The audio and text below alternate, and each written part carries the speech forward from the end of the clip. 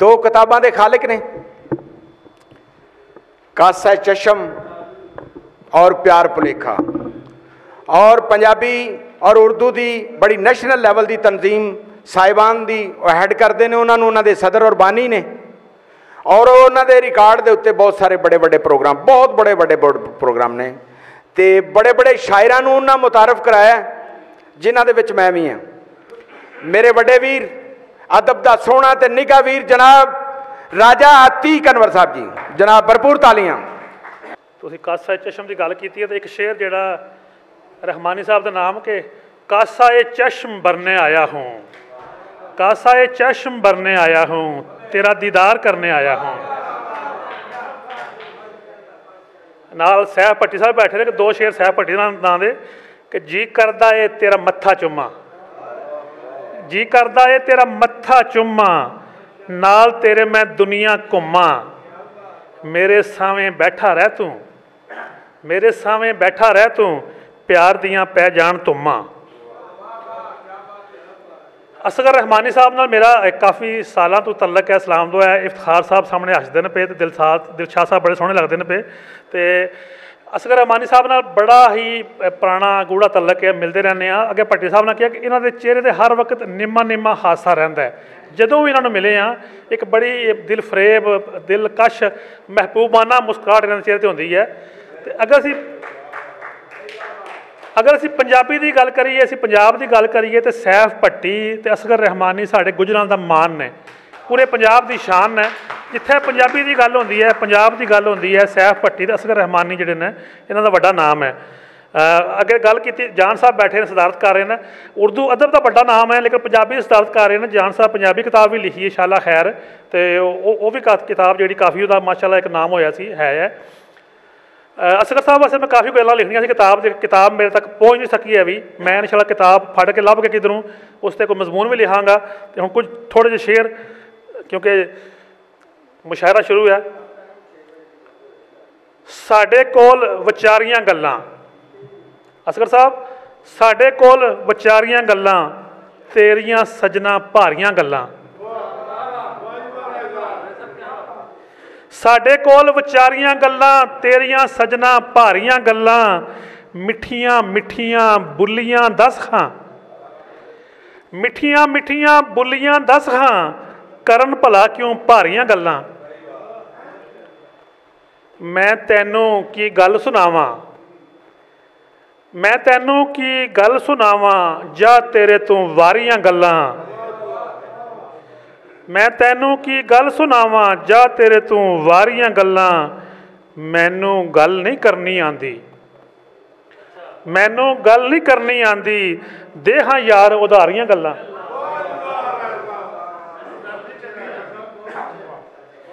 मैनू गल नहीं करनी आंदी, दे हां यार उधारियां गल्लां, एक दो तीन अतीक अनवर नहीं, कर साडे नाल सारियां गल्लां। कुछ पंजाबी के शेर होर अगे, क्योंकि पंजाबी असगर रहमानी है तो पंजाबी आ जाती है। वैसे मैं ना बाहर जो आया तो मैं घरों फोन आया सी एक दोस्त का कि जल्दी आ जाओ, मैं पग बन्नन लगा सी क्योंकि मैं मान है पंजाबी हाँ मैं, तो मैं दोस्त कहता कित्थे हो, मैं जी पग बन्नना पाया। वो कहते इतने पग्गां लोगों के सिर ते बन देने पे, तो मैं घरों पग नहीं बन्नी, इन्होंने पग सिर ते रख ला ली है। तो मैनू ना बड़ी अजीब जी हुई है कि यार की किया इन्होंने। तो मैं दो मेरा एक शेर है कि मैं गबरू पुत पंजाब दा, मैं गबरू पुत पंजाब दा, मेरी इज्जत मेरी पग, पग सिर तो लाई दी ना रहमानी साहब है। मैं गबरू पुत पंजाब दा, मेरी इज्जत मेरी पग, मन्नू गैरत मंदा पालिया, ये जाने सारा जग।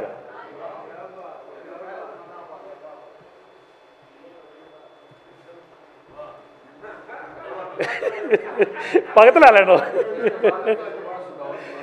हाँ जी हाँ जी जी जी